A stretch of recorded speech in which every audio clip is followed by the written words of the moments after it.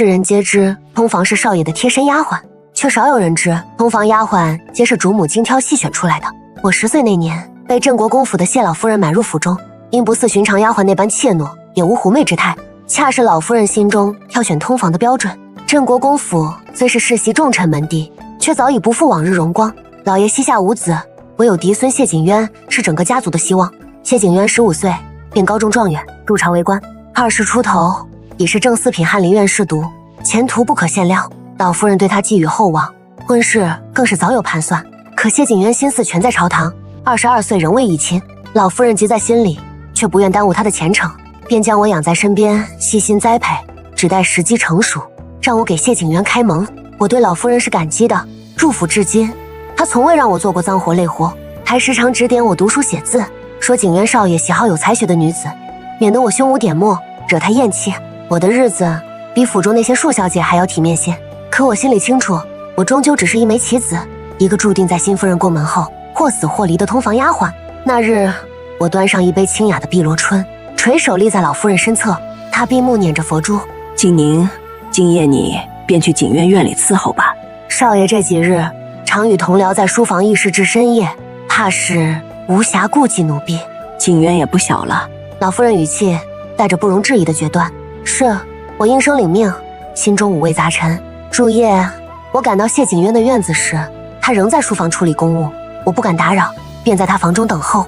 烛火燃过半截，他才姗姗而来，月光将他的身影拉得体长，他的身姿挺拔如松，眉峰清冽，自带一股疏离的金贵，那般光风霁月的模样，让我不由得屏住了呼吸。见我在房中，他眉头微蹙，语气清冷：你来此处做什么？老夫人见少爷日夜操劳，特派奴婢前来伺候。我小心翼翼的回话，声音轻得像羽毛：我无需人伺候，你回祖母身边去吧。他兀自坐下倒了杯茶，语气毫无转含余地。可我若被他一句话打发，在老夫人那里便没了用处，最终只剩被赶出府的下场。于是心一横，直接走到他身后。伺候人的本事，我从10岁入府便开始学习，纤细的手指从未干过粗活，按捏在他肩头的力道恰到好处。我声音柔轻：茶水滚烫，少爷当心。累了一日，让奴婢为您按按肩，松松筋骨。说完，我的手腕却被他攥住，力道颇大。我蹙眉不解地看向他，他像是被什么烫到一般，猛地松开手，语气依旧冰冷：说了不用，你下去吧。第一次尝试终究是失败了，我俯身行礼，转身去了下人房。我虽跟着老夫人，却仍与府中几个大丫鬟同住，因我不善言辞，与他们关系都淡淡的，唯有春桃一直与我不睦。当年她容貌出众，却因过于聒噪，惹得老夫人不喜，错失了做通房的机会，她便将这笔账算在了我头上，总觉得若没有我，她便是那个被选中的人。哟，我当是谁呢？这不是去了景渊少爷房里的景宁姑娘吗？春桃见我回来，立刻出言讽刺：怎么空着手回来了？看来也没本事留住少爷的心呢。旁边的夏荷拉了拉他，示意他少说2句。可春桃愈发猖狂：怎么，我说错了？景渊少爷那般人物，岂是他能玷污的？真当自己在老夫人身边养了6年，就比主子还金贵了。景宁是老夫人定下的人，日后自然会留在少爷身边。有些人这辈子也只能做做梦罢了。秋文开口帮我。秋文是丫鬟中资质最平庸的，不知为何总爱拉拢我与春桃作对。我对着秋文摇了摇头，示意她不必争执。春桃的嘲讽，他们的吵闹，于我而言都无关紧要。我本就没想过要在这镇国公府待一辈子，终究是要离开的。第2日天未亮，我便起身去了少爷的小厨房，为他炖银耳莲子百合羹。银耳极难出浇，我蹲在小炉子旁，一边打瞌睡一边守着，直到天边泛起鱼肚白，羹汤才熬得浓稠。掐着谢景渊下朝的时辰，我端着羹汤去了他的书房，却见他正与几位同僚议事。我低头致歉，不知今日有贵客登门，奴婢只备了1碗羹汤，实在失礼。奴婢这就去给各位大人沏茶。旁边一位少年郎语气轻佻：谢兄院中何时有了这般可人的姑娘，竟然藏着不告诉我们，心思可真深沉。我慌乱抬眸，恰好撞上谢景渊深邃如潭的眼眸，他语气依旧冰冷：还不下去？满心想要讨个好，却反倒撞了钉子。我垂头退下，心里一阵失落。老夫人又差人来催了几次，要我呈上出夜的帕子，可我连在谢景渊房中留宿的机会都没有，哪里拿得出来？景宁，老夫人召见我，语气带着不容置疑的命令：只要你陪着景渊，直到新夫人过门，我便把你的身契还你，到时候是去是留全凭你。但在此之前，你必须做好通房该做的本分。这便是我讨好谢景渊的唯一理由。只要熬到新夫人进门，我便能摆脱奴籍，离开侯府，去过自由自在的日子。当老夫人再次催促时，我实在没了办法。当夜，我端着一壶暖酒去了谢景渊的院子。初秋夜凉露重，少爷喝点热酒暖暖身子吧。我将酒倒入杯中，热气氤氲，模糊了视线。这些时日一直是我伺候他的饮食起居，他并未起疑，端起酒杯便饮了下去。我又倒了2杯，他也尽数喝了。见他喝完，我松了口气，关紧门窗，上好门栓。谢景渊警惕地看着我，不回下人房歇息。太晚了，奴婢服侍少爷安睡。我大着胆子伸手去解他上衣的盘扣，手腕被他紧紧握住，手心的温热贴合着我的皮肤。他垂眸凝视着我，声音竟带着一丝无可奈何。别这样，景宁。我心头一颤，这不是他第一次叫我的名字，却是第一次在独处时这般唤我。他的声音沙哑低沉，带着莫名的磁性，让人忍不住想要靠近。他的呼吸渐渐急促，握着我的手心变得滚烫。抬眸望去，他眼神略带迷茫，冷峻的脸庞泛起2抹红晕。他显然也察觉到了不对劲，攥着我的手愈发用力，几乎要将我的手腕捏碎。你在酒里加了东西。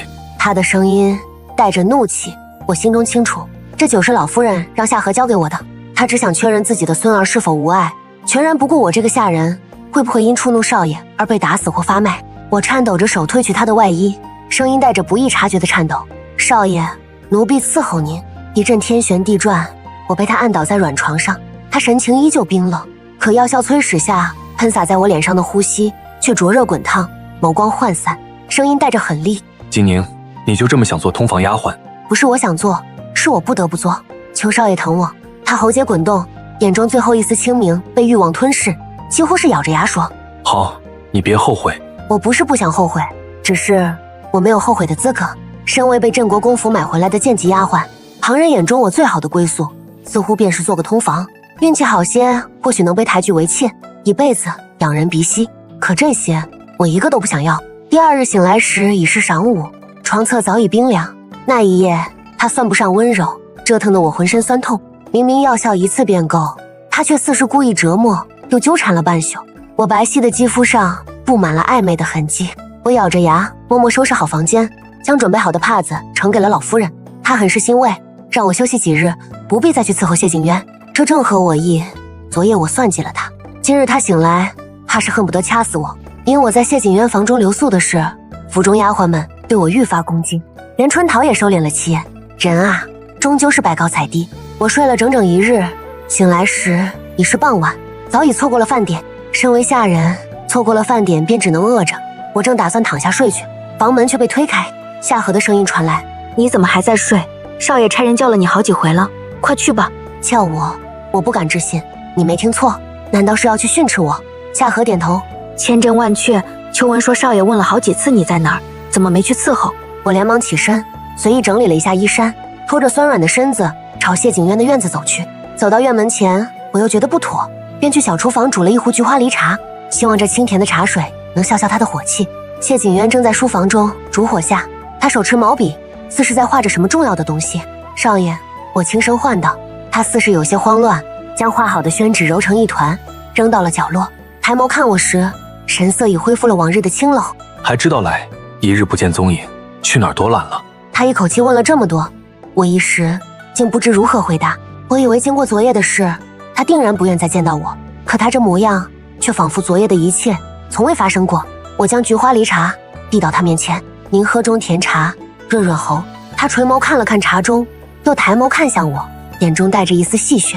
这茶总不会有什么问题吧？没有。我连忙摇头。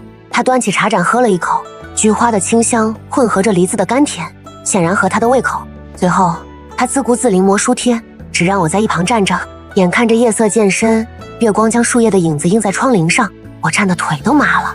他却仍在挥毫：“少爷，天不早了，您早些歇息，别累坏了眼睛。”其实是我自己撑不住了，昨夜的疲惫尚未消散，只想早些回房休息。他不置可否的了一声，搁下毛笔：“你伺候我休息吧。”我以为自己听错了，他向来从不许人伺候歇息，除了昨夜我用计帮他宽衣，此前从未有人能与他如此近身。见我半晌未动，他抬眸看来，怎么不肯？我只得硬着头皮去他房中铺好床铺。他随后进来，关上房门，动作自然流畅。我僵直着脊背，站也不是，走也不是，他却显得坦然，双臂展开，等着我上前。忘记怎么伺候了。我只得伸手去解他的衣扣。昨夜是势在必得，也是不得不为。可今夜除了紧张，我心中竟生出一丝不愿。这算什么？我的手微微颤抖，连一个盘扣都解不开。他的手落在我的腰上，缓缓收紧。怎么不见你昨日这般害羞？我的脑袋轰的一声，脸颊瞬间灼热。原来他什么都记得。我抬头，恰好撞上他俯下来的唇。他将我带倒在床上，声音轻柔，如羽毛拂过。既然你选择了，就别后悔。后悔？我连后悔的筹码都没有，何来后悔之说？那一夜之后，他便一发不可收拾。每每下朝回来，都会叫我过去伺候，直到第二日要上朝时，才放我离开。若是休沐在家，他便拉着我在书房中作画练字，偶尔情难自禁，险些就在书房越了界。他教我写瘦金体，说我的字有风骨，只是缺了些力道。他带我看府中的海棠花，说这花像我，看着柔弱，实则坚韧。我从未想过，一个清冷如谢景渊的人，竟也有这般温柔的一面。不可否认，我是喜欢他的。这个光风霁月的公子，是京中无数女子倾慕的对象，我又怎能免俗？可我清楚地知道，我们之间隔着一道无法逾越的身份鸿沟。眼见着谢景渊一日日对我上心，老夫人终于要摊牌了。她将我召去，先是让春桃端来一木盘的金银首饰，让我随意挑选。她拉着我的手，不住地夸赞我事情办得好，让我尽管选自己喜欢的。我没有客气，出了府用钱的地方多，但我只拿了银子，首饰并未动。见我如此，老夫人很是满意，这才说明来意。景渊年纪不小了，我已为他定下一门亲事，是内阁良家的嫡孙女，今年16岁，与景渊的身份极为匹配。老夫人眼光独到，自然是极好的。我低眉顺眼地回道，指尖却悄悄攥紧了衣角。景渊也同意了，只是如今太后丧期未满，国孝3年还差些时日，所以婚期定在了明年此时。过2日便会去梁府下聘。但听老夫人说完这话，我心中的酸涩如同苦药般侵入骨髓。我早该知道，她这样的人物注定要娶一位门当户对的嫡女。我从来都不在她的未来规划里，明明早已知晓结局，可听到这话时，心中还是忍不住泛起酸楚。大抵是人的私心在作祟吧。随后，老夫人掏出了我的身契。当初说好，你办得好，这身契我便提前还你，是留是走，全凭你意。我心中了然，老夫人是担心谢景渊对我太过上心，惹得未来的少夫人心生不满，所以想尽早打发我走。这正是我求之不得的，不必等到新妇入门，我便能重获自由。我双手接过身契，看着这张将我定性为贱籍的纸，心中又恨又喜，热泪险些夺眶而出。谢老夫人。当夜听闻谢景渊在宫中被事务绊住，未能回府，我收拾好简单的包袱，烧掉了身契，拿着老夫人赏的银子，悄悄出了镇国公府。夏荷追上我，劝道：你当真决定好了？其实我们都看得出来，少爷是喜欢你的，你留下来，即便新妇进门，少爷也定会给你妾室的名分。到时候你不再是贱籍，做个良妾，再生个一儿半女，足够你安稳过一辈子了。我坚定地摇了摇头，我志不在此。夏荷不再劝说，却从怀中掏出一锭银子递给我。我这辈子不打算出府了，钱与我无用，你出去后用钱的地方多，拿着吧，姐妹一场，不必客气。我没有收，我们大概率无缘再见，这份情我无以为报。出府后的日子别提多自在了。我自幼丧母，当年是被便宜舅舅苏二舅卖到镇国公府的，自然不会再去找他。山高水远任鸟飞，我如今便是那只想要远走高飞的鸟。我本打算先游山玩水，再找个适宜的地方安顿下来，做点小买卖，余生全由自己支配。可谁知不过1个多月，我便渐渐觉得身子不适，整日疲乏不堪。客栈掌柜见我状态不佳，便帮我请了位郎中。郎中诊脉后，一句话惊得我魂飞魄散：娘子好大的胆子，身孕已有2月，竟还这般跋山涉水，全然不顾腹中胎儿的安危。怎么可能？我的质疑惹得郎中不快。在下虽只是乡野游医，却也饱读医书，喜脉并非疑难杂症，怎会诊错？若你不信，大可再找位高明大夫看看。我并非质疑他的医术，而是质疑我自己。在侯府伺候谢景渊期间，无论是否留宿，我每日都会喝一碗婢子汤。高门大户最忌讳心腹，过门前方有子嗣，这一点我比谁都清楚。我记得有一次喝避子汤时被谢景渊撞见，他问我喝的是什么。向来只知朝堂议事的他，自然不懂后院这些门道。我如实告知是避子汤，他眉头微蹙，语气略带不悦。以后别喝了，伤身。我当时应了下来，可私下里从未敢落下一次。怎么会怀上孩子？低头抚摸着平坦的小腹，我心中满是难以置信。这里竟然孕育着一个小小的生命。原本以为这世间只剩我孤零零一人，却不想老天竟送来了这样一份天大的惊喜。我想要留下这个孩子，无关谢景渊，无关镇国公府，只是因为我太孤独了。我想有个孩子陪伴，度过这漫长的岁月。有了身孕，便不能再像从前那般毫无羁绊。我留在了这座小镇，买了一处僻静的院落，开了一家小小的书馆，靠着老夫人赏的银子，日子过得还算安稳。腹中的孩子十分乖巧，自怀孕以来，我从未有过孕吐等不适。那位曾生我气的郎中张大夫，后来成了我的常诊大夫。他见我孤身一人，挺着肚子不易，便宽慰我：世间女子本就不易，养子孤身一人更是艰难。若不嫌弃，将来孩子出生后可随我学医，也好有个立身之本。我自然感激不尽。既然要在此处安身立命，多一份照应总是好的。日子一天天过去，平静而寻常。只是镇子里渐渐有了流言，说来了一位挺着肚子的寡妇，怕是被夫家赶出来的。每每听到这些，我只是淡然一笑。堆长在别人身上，我无力阻止，唯有过好自己的日子。孩子7个月时，我的身子愈发沉重，便雇了一位名叫林风燕的书生帮我照看书馆。林书生画的一手好山水，却怀才不遇，只能靠卖画为生。我常鼓励他：先生文采斐然，他日必有出头之日。苏娘子当真这般认为？他被夸赞后，眼中满是光彩。我点头微笑，我坚信他有这样的才华，只是缺少一个走出小镇的机会。我本打算等孩子出生后，便资助他上京赶考，总不能让他埋没在这小镇之中。可还未等我生产，院子里便闯入了一群健硕的汉子。最后，一位雍容华贵的夫人走了进来，她面色清冷地打量着我，目光落在我隆起的小腹上时，却露出了一抹笑意。你们是什么人？擅闯私宅就不怕报官吗？我警惕地看着她，心中猜测，难道是镇国公府的人知晓了我怀孕，前来找麻烦？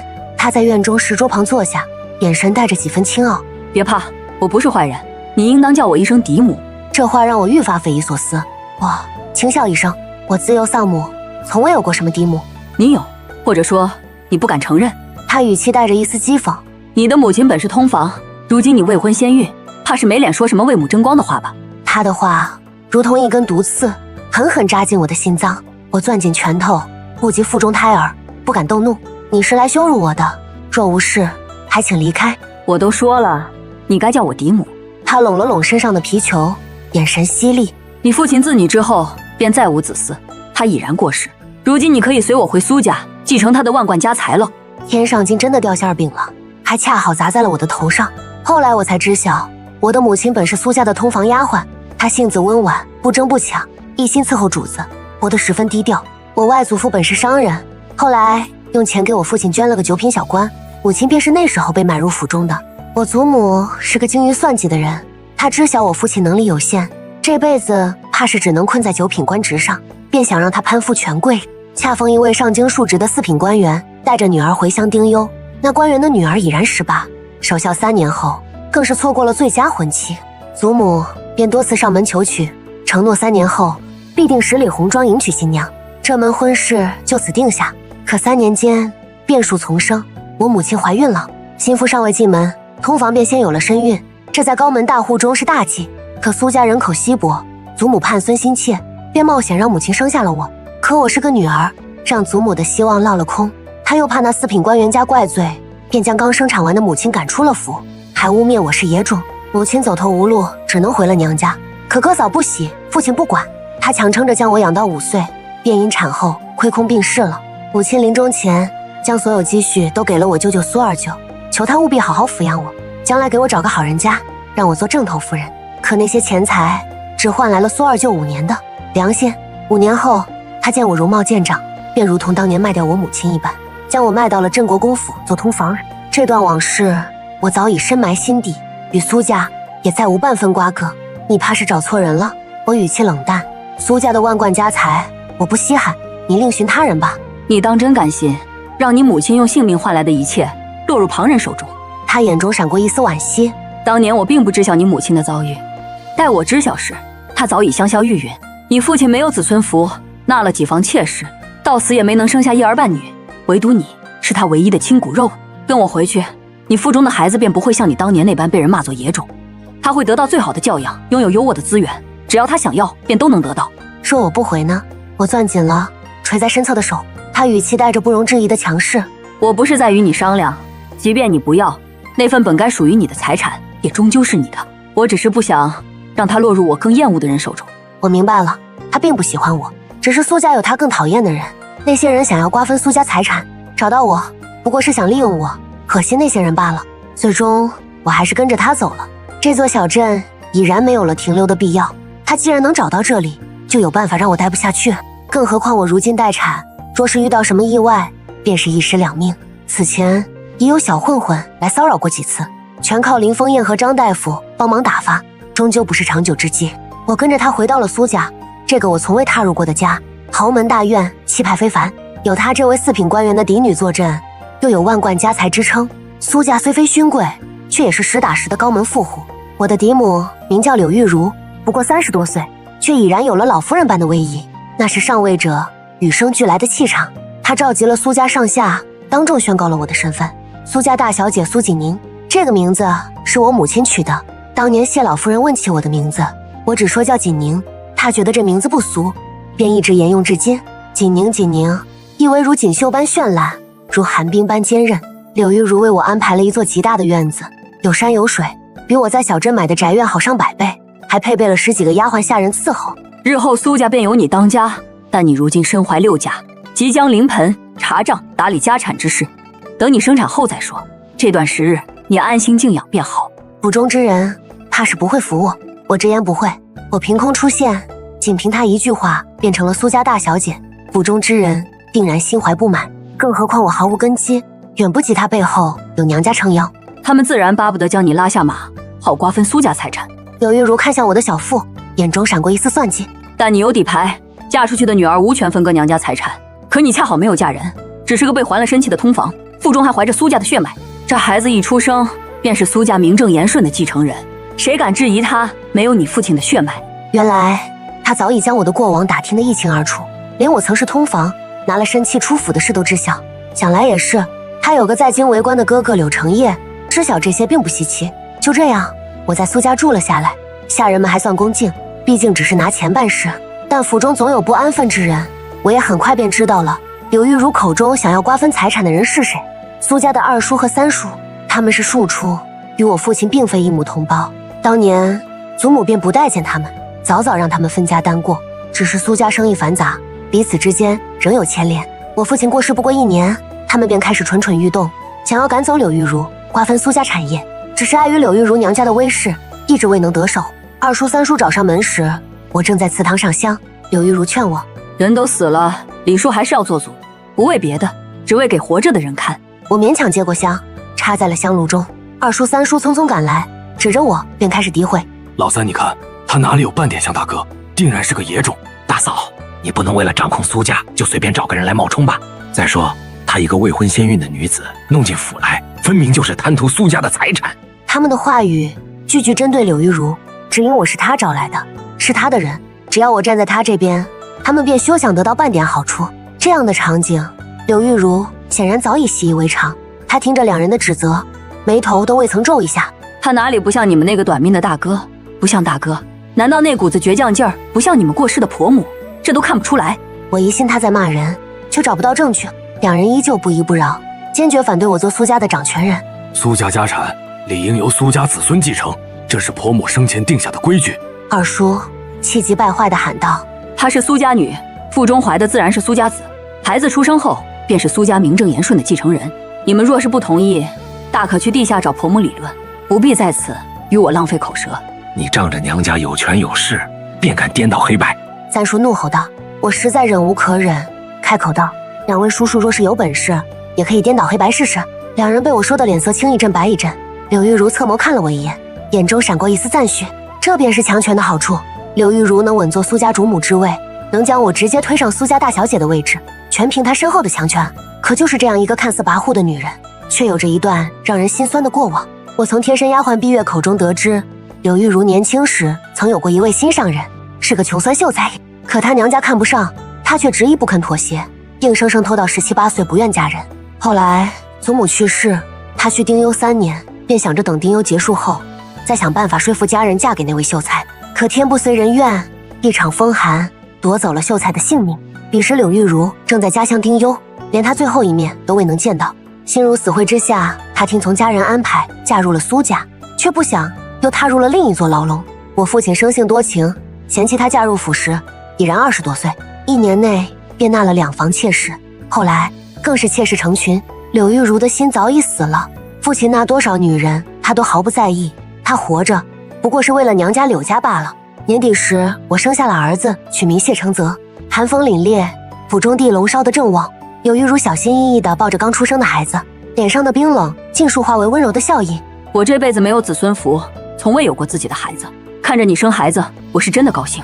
他或许是在惋惜年少时的自己，惋惜那段无疾而终的感情。承泽性子乖巧，有2位奶娘照料，从不哭闹。柳玉如对他极为疼爱，陪伴他的时间甚至比我这个亲生母亲还要多。我开始接手苏家的生意，熟悉苏家产业的运作。生产前，我便已接触过苏家的账本和店面资料，只是未曾实地查看。如今生产完毕，我必须打起精神，对外要应对虎视眈眈的2叔3叔，对内要清查自家店铺，防范内贼。柳玉如的心全在承泽身上，对这些事务并不插手，任由我放手去做。苏家的生意遍布全国，大到古玩钱庄，小到百货客栈，皆有涉猎。我从身边的产业查起，逐步向外扩展。一次，我发现城南的绸缎庄账目混乱，管事从中克扣银两，还与苏2叔暗中勾结。我没有声张，暗中收集证据，最终在家族议事时当众揭发，不仅惩治了管事，还让苏2叔颜面尽失，暂时收敛了气焰。这一查便是5年。5年后，我带着承泽回到苏家，刚下马车，便见柳玉如风风火火地跑了出来，让人拿来一件厚实的皮球挡住寒风，却径直劈在了承泽身上。他一边数落我，一边心疼地抚摸着承泽的头。你啊你，茶生意为何非要带着承泽？他才5岁，跟着你颠簸受苦，这么小的孩子哪里经得起这般折腾？我不过是去隔壁镇子待了5日而已，被他这般数落，我倒像是带着承泽出去了5年一般。不管，日后你要去便自己去，不准带我的承泽。柳玉如将承泽搂在怀里，宝贝得不行。我自承泽出生后便忙于生意，大多时候都是柳玉如在照顾他，他对承泽的疼爱自然比我更深。承泽嘴甜，搂着柳玉如的脖颈撒娇：祖母，承泽好想你，就像隔了好几个秋天没见到你一样。哎呦，我的心肝宝贝。柳玉如被哄得眉开眼笑。祖母带你玩，带你去见，你该叫我哥哥什么来着？他转头问我，我摇摇头，我也不知，叫老爷。我自幼孤苦，对这些辈分向来不熟悉，应当叫舅老爷才对。旁边的马夫老周插嘴道：承泽乖，你舅老爷从京城回来休假了，祖母带你去见他好不好？柳玉如笑着说：他还带了位京城来的朋友，咱们一起去见见。不要不要，承泽要和祖母在家看鱼讲故事。好好好，都听承泽的。柳玉如抱着承泽转身就走，甚至没看站在门口的我一眼。碧月走上前来，告诉我柳承业今日会来苏家探望妹妹，恰好我回来了，让我也准备一下。京城来的人，我脑海中不由自主地闪过一个清冷的身影。我苦笑着摇头，6年了，他想必早已不记得我了。按照当年的时间推算，他也该成婚5年了吧？孩子或许比承泽小1、2岁。意识到自己在胡思乱想，我连忙收回思绪，不该再想他了。柳承业如今已是3品大员，比他父亲当年的官职还要高，苏家自然不敢怠慢，精心准备了一切，生怕失了礼数。当夜，苏家张灯结彩，热闹非凡。我也特意打扮了一番，身着华贵衣裙，力求不失苏家的体面。柳玉如去前头迎接兄长，我牵着承泽的手，慢慢往外走。我轻声嘱咐他：承泽，今日家中有贵客，不可胡闹，要乖乖听话。等晚些时候，我带你去后院摘桂花，好不好？承泽认真的点点头，抬头看向门口时，稚嫩的声音带着几分惊艳：好英俊的叔叔啊！我微笑着抬头，心想想必是柳承业到了。可看清眼前之人时，我脸上的笑容瞬间凝固。那人分明是谢景渊，他依旧如记忆中那般清冷，只是周身气质更显冷冽，脸上多了几分成熟稳重，比6年前更具威严。他的目光先是落在承泽身上，随后转向我，眼神冰冷的让人不寒而栗。柳玉如不知其中渊源，热情地介绍道：“兄长，这便是我的女儿苏锦宁，如今是苏家的当家人，这是她的孩子程泽。”听到苏锦宁3个字，谢景渊的眸子沉了沉，语气冷淡中带着一丝讥讽。苏小姐这般年轻，没想到孩子都这么大了。是啊，她的孩子。柳玉如还想再说些什么，4岁，我脱口而出，打断了他的话。程泽今年4岁，我私心作祟，不想让他知道程泽是他的孩子。这个孩子是在一碗碗篦子汤中侥幸存活下来的，本就不被谢家所期待。柳玉如疑惑地看了我一眼，又看了看谢景渊，没明白我为何要特意纠正。谢景渊轻笑一声，语气中的讽刺更浓。苏小姐好本事。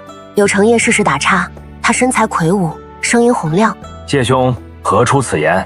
对了，还未介绍，这位是谢景渊，如今是当朝正二品吏部右侍郎，京中炙手可热的人物。妹妹，你可要好好招待。他果然高升了。我缓缓俯身，行了一礼。民女苏锦宁，见过谢大人。他阴恻恻地看了我一眼，便被柳承业拉着去了前厅赴宴。我身为苏家主人，自然要陪坐宴席。柳玉如见到兄长，满心欢喜，只顾着与柳承业说话敬酒。我带着程泽坐在席间，坐立不安。程泽有些困了，揉了揉眼睛。我趁机起身致歉，小儿年幼，怕是困了要闹倦，我先带他下去哄睡。各位大人尽兴。孩子困了，交给奶娘便是。谢景渊端着酒杯自酌自饮，丹凤眼抬起，眼中情绪复杂难辨。苏小姐身为主人家，总该陪各位客人喝几杯吧。柳玉如也附和道：“就是，平日里都是奶娘或我哄程泽睡觉，你今日怎么这般上心？啊，坐下吧，好好陪客人。”我无奈，只能重新坐下。奶娘上前将程泽抱了下去。谢景渊坐在我对面，来者不拒，喝了不少酒，没过多久便有些坐不稳了。来人，带谢大人下去醒醒酒。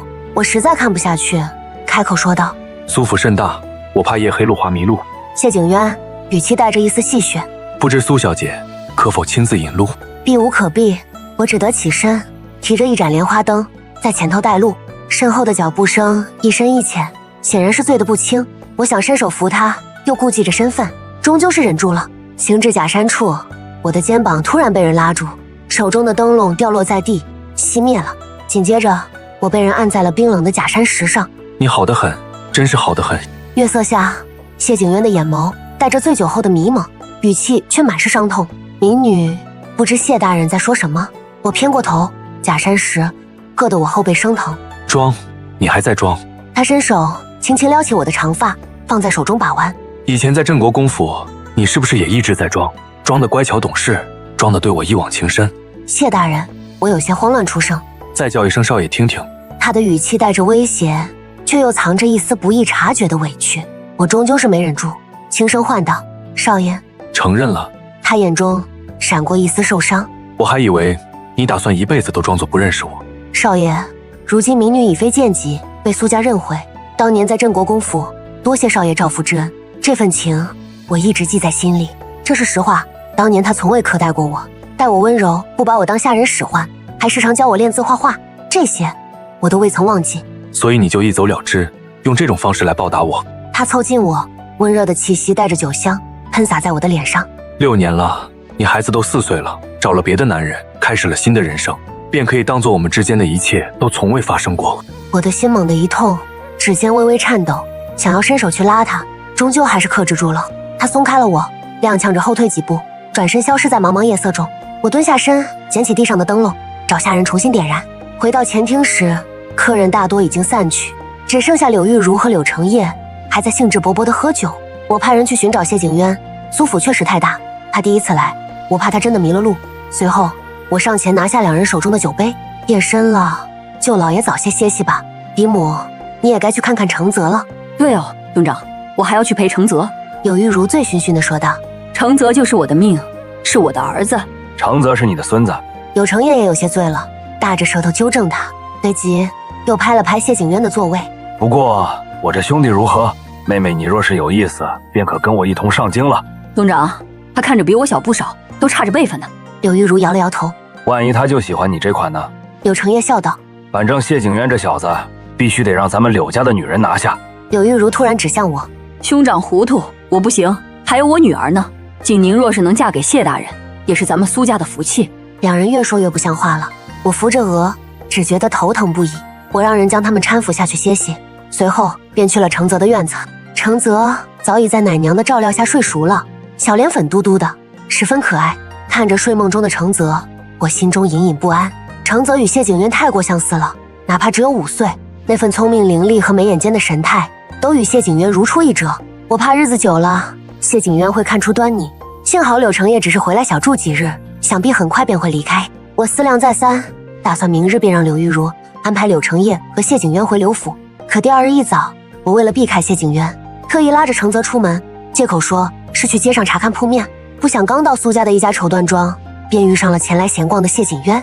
更巧的是，苏家的2叔3叔也在店里。他们听闻柳成业回来了，以为柳玉如很快便会跟着上京。我没了靠山，便特意来敲打我。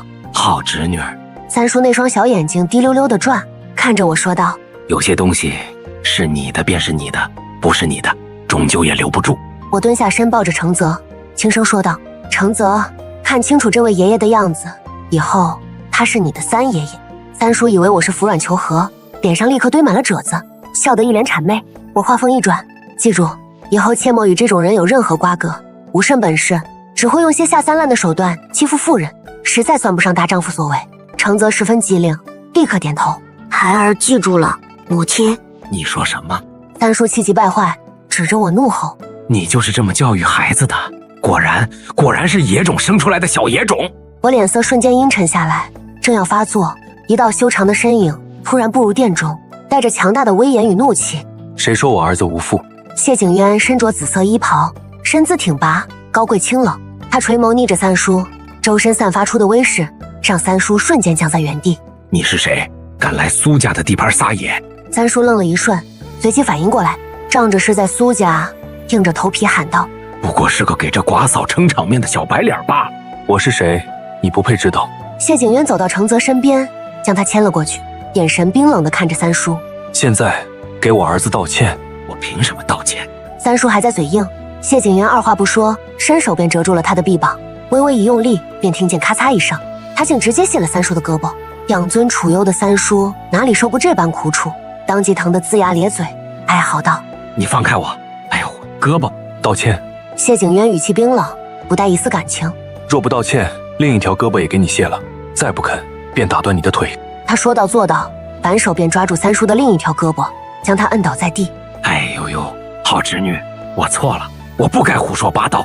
3叔疼得眼泪直流，连忙求饶：“求你大人有大量，饶了我吧。”看着他狼狈不堪的模样，我心中的恨意才稍稍消减。我微笑着说道：“3叔偶尔喝多了胡言乱语，本也无伤大雅，只是唯有教训足够深刻，才能记住喝酒误事的道理。你说对吗？”3叔，或许是我的语气太过冰冷，谢景渊手下微微用力，竟真的卸了3叔的另一条胳膊。3叔疼得满地打滚，骂骂咧咧地说要去官府告我们。可他忘了，谢景渊是当朝2品大员，谁敢找他的麻烦？今日我也算是扬眉吐气了一回。我转头向谢景渊道谢，他却拦住了我的去路，眼神温柔而认真。金宁，你真的打算让程泽一辈子没有父亲吗？他不需要，我语气冷淡地回道。程泽却抢先一步站了出来，仰着小脸，眼中满是疑惑：“叔叔，他们都说我是没有爹的孩子，是真的吗？”我的心猛地一痛，轻声唤道：“程泽。”谢景渊蹲下身子，与程泽平视，笑容温柔：“没有爹，怎么会有程泽这么可爱的孩子呢？是你爹当年对不住你娘，所以你娘才生气，不让你认他。”谢景渊，我又气又急，不明白他为何要对一个孩子说这些。程泽虽然聪明，却也只有5岁，对这些话似懂非懂。我拉着程泽想要回府，谢景渊却一路跟着。到了苏府院门前，他依旧没有离去的意思。我想要关上院门，他却伸手抵住，眸色温柔，眼角带着一丝泛红。景宁，如果我说我愿意10里红妆8抬大轿求娶你过门，你是否愿意跟我回去？少爷，我语气坚定，你我早已是过往云烟，何必再纠缠？我们之间隔着天壤之别，终究不会有结果。当夜的宴席上，柳玉如得知了白日里的事，心中畅快不已，一个劲儿的向谢景渊敬酒。原本说好过2日便送柳成业和谢景渊回柳府，可不知为何谢景渊竟感染了风寒，咳嗽不止。柳玉如生怕别人说他照顾不周，便又留了他们2日。我的心如同热锅上的蚂蚁，坐立不安。谢景渊一日不走，我便一日不得安宁。可谢景渊这风寒倒像是装出来的，明明咳嗽不止，却还总找机会陪着程泽玩耍。或许是血脉相连，父子俩十分投缘，相差20多岁的两人玩起来竟毫无隔阂。程泽原本最黏柳玉如，如今却整日缠着谢景渊。谢景渊会抱着他上树掏鸟窝，会牵着他逛街买糖人，还会将他扛在肩膀上看庙会。我实在无法忍受，便去跟柳玉如提议，让谢景渊早些离开。柳玉如十分诧异，我向来沉稳，怎么会这般不待见谢景渊？我不好说明缘由，只能暗自憋闷。回到自己的院子，一日的疲惫席卷而来，我卸下身上的伪装，瘫坐在椅子上，顺手给自己倒了杯茶。身后突然传来温热的气息，一双强有力的手臂将我紧紧圈入怀中。谁？我心中一惊，正要呼喊，抱歉，苏府太大，我走错院子了。谢景渊的声音带着一丝戏谑，还有几分不易察觉的得意。我侧眸望去，他美眸流转，眼神灼热。我想了很久，还是想问苏小姐一句，程泽的生父可还在人世？他，我故意装作不在意的样子。对我而言，不过是个用过即弃的工具罢了。如今我身为苏家掌事人，身份地位早已不同往日，想要什么样的男人没有？何必拘泥于过去？是吗？谢景渊凑近我，气息温热。那你看眼前这个如何？博学多才，容貌尚可，给程泽做个继父，总该够格吧？我只当他是醉酒后的胡言乱语。他是当朝2品大员，怎么可能屈尊给一个商贾之家的孩子做继父？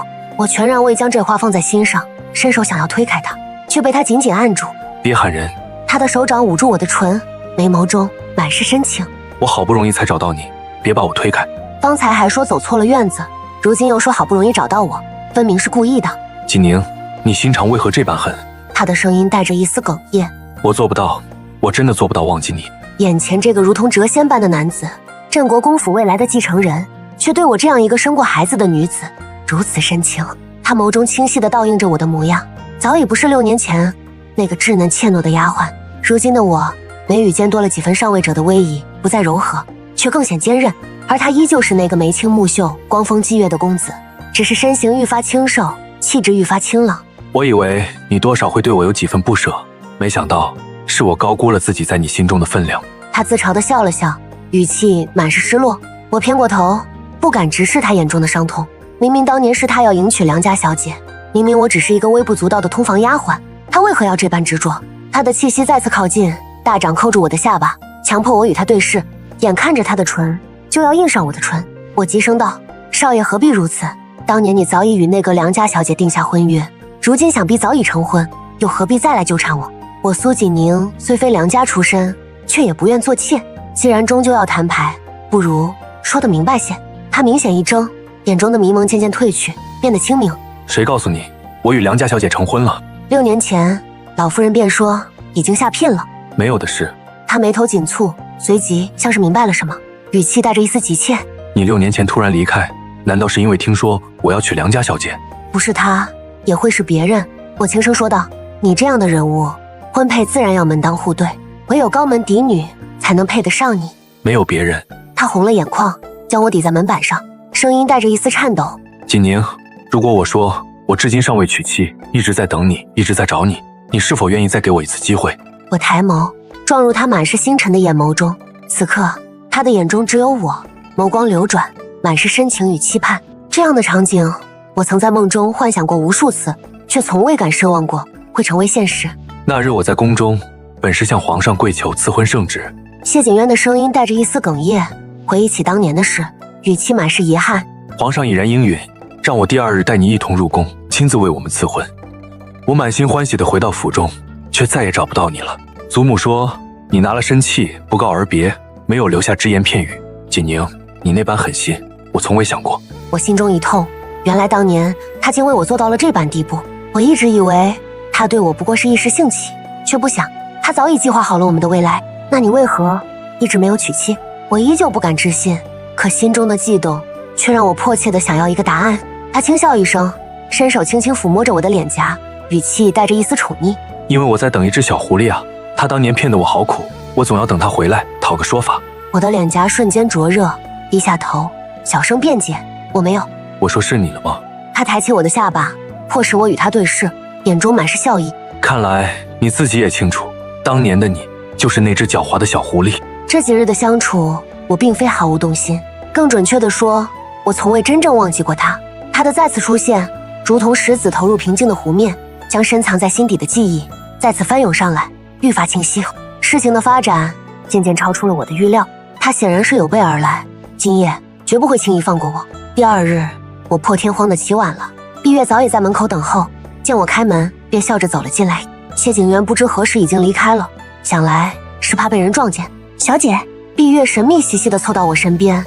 今日一早，我看见舅老爷的朋友谢大人鬼鬼祟祟地从你院门口路过，不知想要做什么，要不要让人留意着点儿？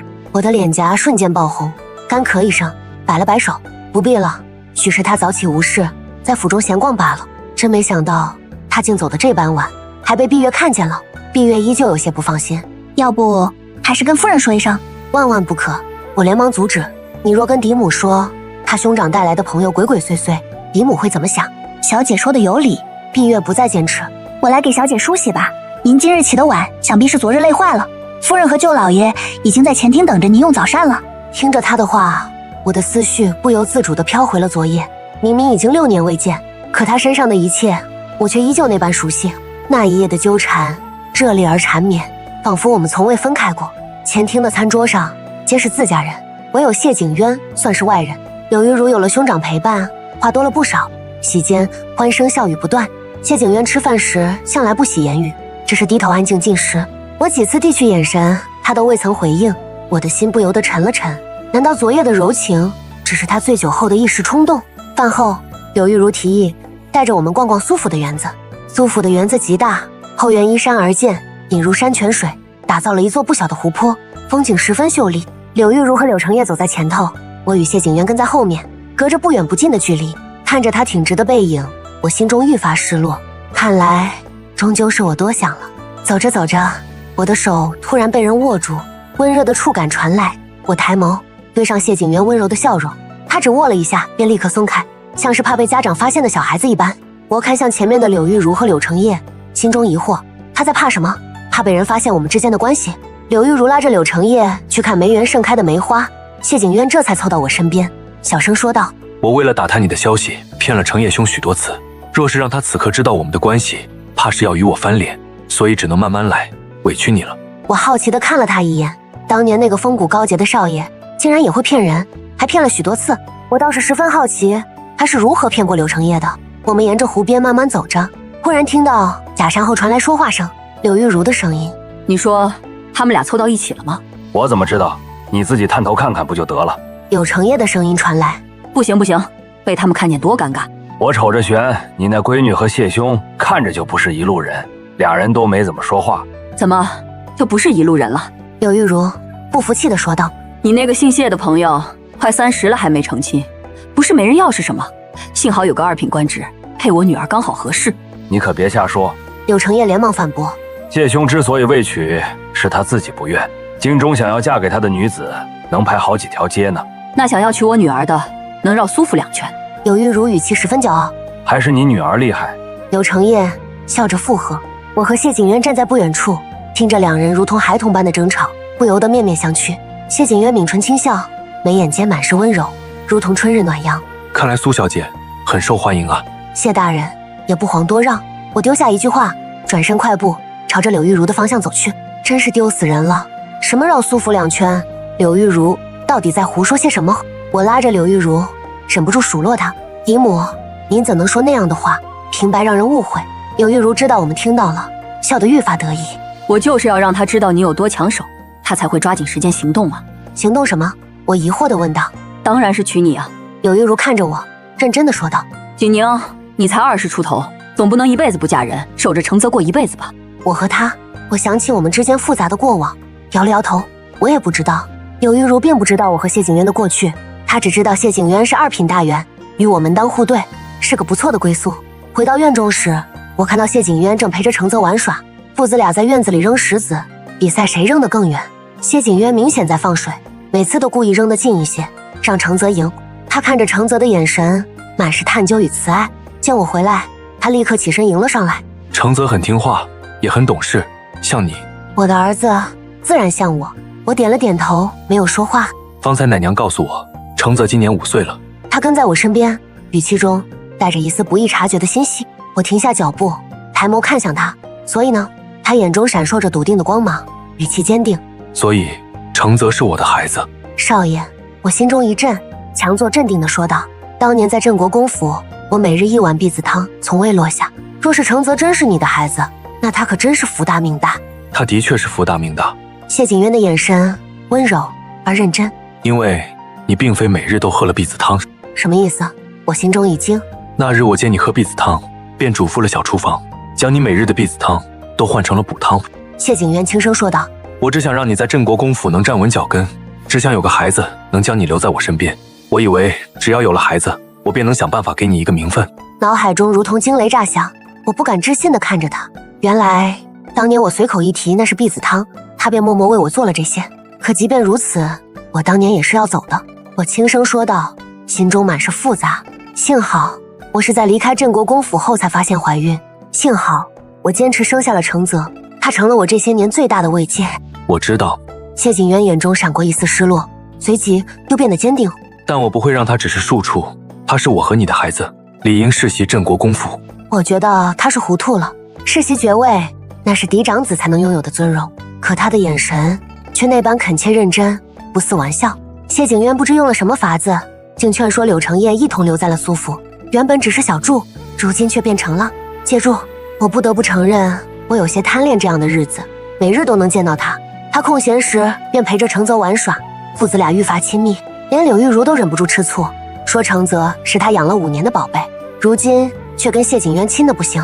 柳玉茹看着谢景渊与承泽玩耍的身影，若有所思地说道：景宁，你有没有觉得谢大人和承泽长得越来越像了？简直像是一个模子里刻出来的。有这么夸张吗？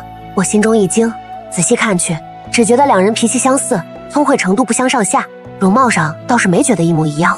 柳玉茹点了点头，语气带着一丝狡黠。所以我说，你和谢大人最般配了，连孩子都这么有缘分。我松了口气，原来他只是想撮合我们。谢景渊在苏府住了1个月后，终于收到了镇国公府的来信，信中催促他尽快回京述职，毕竟他只告了半月的假期。最终我还是决定跟着谢景渊回上京，带着5岁的承泽。苏家的产业暂时托付给了柳玉茹，这一次我想为自己、为承泽，也为谢景渊争一次。谢老夫人见到我带着承泽出现在镇国公府时，脸色瞬间变得难看。她上下打量着承泽，又看了看谢景渊，语气冰冷地对我说道：我真是没想到你竟然有这般心机。她显然以为承泽是我当年偷偷怀上的。我不卑不亢地行礼，见过老夫人。谢景渊抢先一步开口，语气坚定：祖母，此番我带景宁和承泽回来，是为了与景宁成亲，给他和承泽一个名分。成亲与他？谢老夫人冷哼一声，站在大厅门口，丝毫没有让我们进去的意思。景渊，你是镇国公府的嫡长孙，未来的镇国公如今更是身居高位，风光无限。她不过是个曾经的通房丫鬟，如今虽改名换姓，也只是商贾之家的女儿，如何配得上做国公夫人？她的态度我早已预料到，从一开始她便从未想过让我留在谢景渊身边。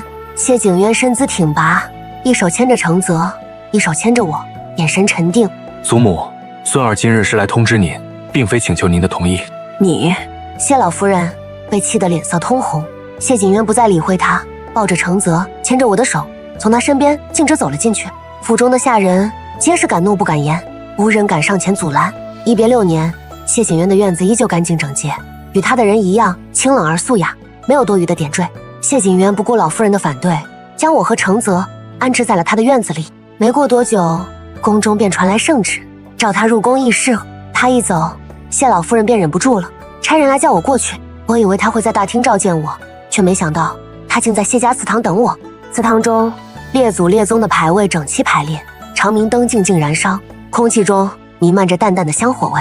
谢老夫人手持佛珠，站在牌位前，见我进来，并未回头。老夫人安。我盈盈一拜，尽了礼数。景宁，你被买入国公府时是几岁来着？谢老夫人的语气平淡，却带着一丝不易察觉的嘲讽。她是在提醒我与谢景渊之间云泥之别的身份。回老夫人，奴婢10岁入府。若不是我买下你，你说你会被卖到哪里去？是勾栏瓦舍，还是继续做个卑贱的丫鬟？奴婢不知，若无老夫人，或许奴婢今日早已不在人世。谢老夫人终于转过身看向我，6年未见，她的脸上贴了不少皱纹，头顶也已布满白发。我既然对你有恩，你为何要恩将仇报？老夫人，6年前您让我做的事，我已然做到了。这份恩情，我早已还了。我语气平静地说道。可你如今又回来了。谢老夫人的语气带着一丝激动。你明明知道景渊是整个镇国公府的希望，你却要毁了他。他若是娶了你，便是断送了自己的大好前程。老夫人，谢景渊的前程从来不是镇国公府给的。我直视着他的眼睛，语气坚定。他天资聪慧，即便不是国公府嫡孙，也照样能金榜题名，为官作宰。有没有我，他都会大放异彩。没有你，他能走得更远。无论如何，他不休我，我便不会离开他。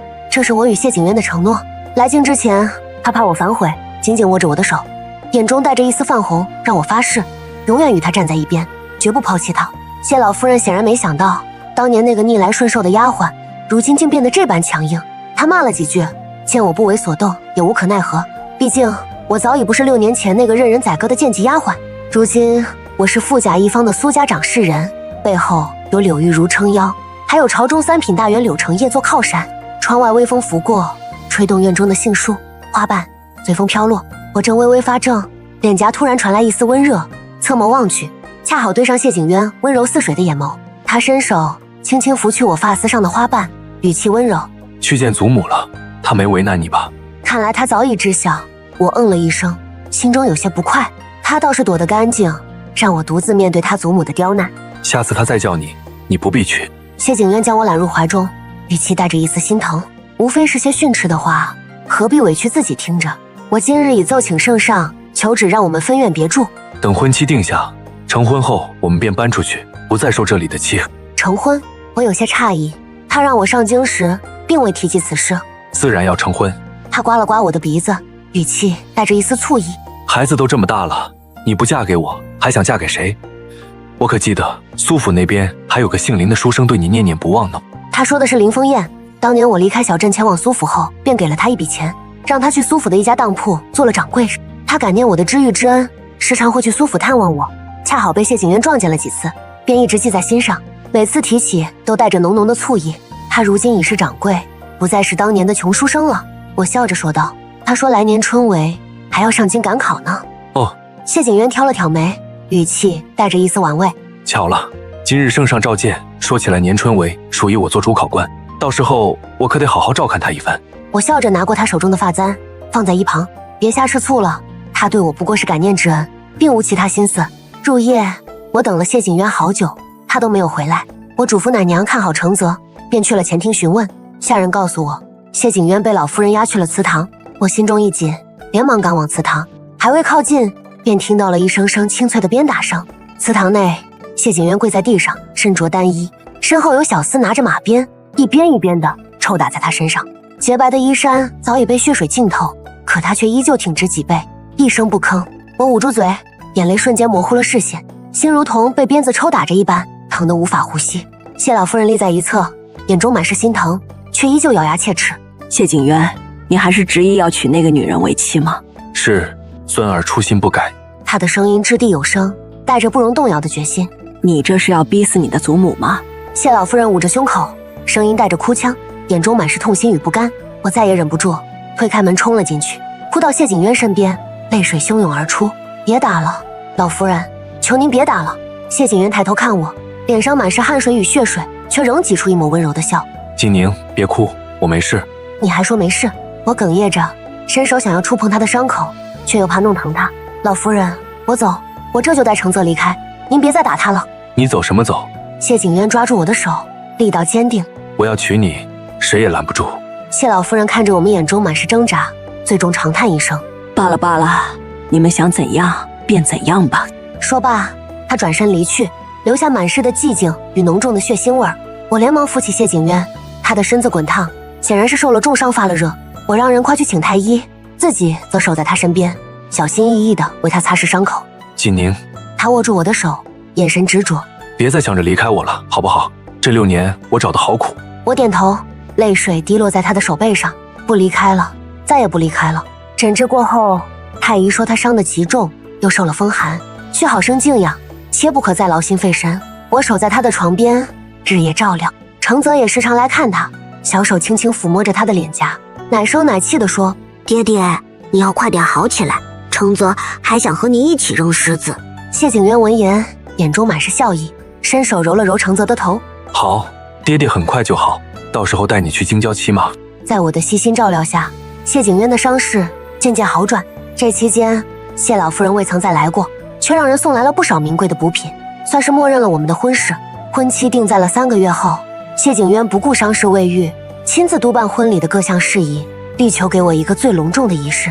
苏家自然也不会怠慢，柳玉如亲自带着丰厚的嫁妆上京，金银珠宝、古玩字画、商铺田产，足足装了几十车，从苏府一路绵延至镇国公府，引得京中百姓纷纷驻足围观。锦宁，柳玉如拉着我的手，笑着说道：“这些都是你应得的，当年你母亲没能得到的尊荣，我要让你加倍拥有。”我心中感动，眼眶微红，多谢嫡母。傻孩子，柳玉如拍了拍我的手，往后在镇国公府可不能再像以前那般隐忍。景渊疼你，你便大胆做自己，谁敢欺负你，有我和你舅老爷为你撑腰。婚礼当日，京中轰动，皇上与皇后亲自前来观礼，朝中百官悉数到场，贺礼堆积如山。我身着大红喜服，头戴凤冠霞旗，在丫鬟的搀扶下，一步步走向礼堂。谢景渊身着同色系喜服，身姿挺拔，站在礼堂尽头，眼神温柔地望着我，眼中满是化不开的深情。拜堂、和塞、闹洞房，一切都按部就班地进行。待到宾客散去，房间里只剩下我们2人时，谢景渊伸手轻轻掀开了我的盖头，烛火下，他的目光灼热，指尖轻抚我的脸颊。锦宁，我终于娶到你了。我脸颊泛红，心跳加速，轻声应道：“嗯。”他紧紧地抱着我，6年的等待，6年的寻觅，所有的苦难与委屈，都在这一刻化为了幸福的泪水。婚后，谢景渊兑现了他的承诺，奏请圣上恩准，我们分院别住。皇上感念他的功绩与深情，赏赐了一座临近皇城的宅院，取名宁渊居。我们带着承泽搬入新居，远离了镇国公府的是非，日子过得自在而温馨。谢景渊每日下朝后，便立刻赶回府中，陪我和承泽吃饭、散步、练字。他从不插手我打理苏家的生意，却会在我疲惫时为我揉肩研墨，在我遇到难题时为我出谋划策。承泽渐渐适应了有父亲的生活，整日爹爹不离口，父子俩感情愈发深厚。谢景渊对承泽极为疼爱，却从不溺爱，亲自教导他读书写字、骑马射箭，将他培养得聪慧而沉稳。谢老夫人偶尔会来宁渊居看望承泽，对我虽依旧冷淡，却也不再刻意刁难。有时看着我们一家3口其乐融融的模样，他眼中也会闪过一丝欣慰。这日，柳玉如带着马夫老周前来探望，他拉着我，神秘兮兮地说道：“锦宁，我要告诉你一件喜事，我和老周要成亲了。”我心中一喜，恭喜嫡母。当年我以为这辈子也就这样了。柳玉如眼中带着释然的笑意，是老周一直陪着我，护着我，让我明白原来日子还能这般鲜活。谢景渊让人备了厚礼，真心为他们祝福。不久后，柳玉如与老周在京中举行了简单的婚礼，虽然没有惊天动地的排场，却也温馨美满。而林峰燕也不负所望，在当年的春闱中一举高中考中了探花，被授予翰林院编修一职。他特意前来道谢。苏小姐，当年若不是您的资助与鼓励，学生也不会有今日。这份恩情，学生没齿难忘。林大人不必客气，我微笑着说道：“你有今日的成就，全靠你自身的才华与努力。”谢景渊站在一旁，挑眉看向林峰燕，语气带着一丝不易察觉的醋意。林大人年轻有为，日后前途不可限量。只是京中女子众多，林大人可得抓紧时间，早日寻得良配才是。林峰燕何等聪慧，立刻明白了他的意思，笑着说道：“多谢沈大人提醒，学生一心扑在公务上，暂时暂无成家的打算。”看着2人之间无形的较量，我忍不住笑了出来。日子一天天过去，承泽渐渐长大，出落得愈发俊朗聪慧，不仅继承了谢景渊的才情，还颇有经商的天赋，时常跟着我打理苏家的生意，见解独到，让人刮目相看。谢景渊的官运也一路亨通，不久后便升任吏部尚书，权倾朝野。可他依旧初心不改，对我疼爱有加，对承泽悉心教导，从未因权势而改变半分。这年中秋，我们一家与柳玉如、老周、柳成业一同在宁渊居赏月，月色皎洁，桂花飘香，众人围坐在一起，谈笑风生。承泽依偎在谢景渊身边，问道：“爹爹，当年你是怎么找到娘亲的呀？”谢景渊放下酒杯，目光温柔地看向我，缓缓说道：“因为你娘亲是我这辈子认定的人，无论她在哪里，无论要等多久，我都会找到她。”我心中一暖，抬头看向他，四目相对，眼中满是默契与深情。柳玉如笑着说道：“当年我还担心景宁遇不到良人，没想到他不仅找到了自己的幸福，还将苏家打理得井井有条，真是个有福气的孩子。”是啊，柳承业附和道：“景渊能娶到景宁，还是他的福气。”夜色渐深，程泽已经趴在谢景渊的怀里睡着了。谢景渊小心翼翼地将他抱回房间，回来后在我身边坐下，握住我的手。景宁，此生有你，有承泽，足矣。我靠在他的肩上，轻声说道：“我也是。”月光洒在我们身上，温柔而宁静。从镇国公府的通房丫鬟，到苏家的掌事人，再到如今的尚书夫人，我的人生跌宕起伏，却终究迎来了春暖花开。我知道，往后余生，谢景渊会一直陪着我，承泽会健康成长，我们一家人会永远这样幸福下去。那些过往的苦难与挣扎，都已化为生命中最珍贵的印记，见证着我们一路走来的深情与坚韧。宁渊居的桂花年年盛开，香气四溢，就像我们的爱情与幸福，绵长而久远。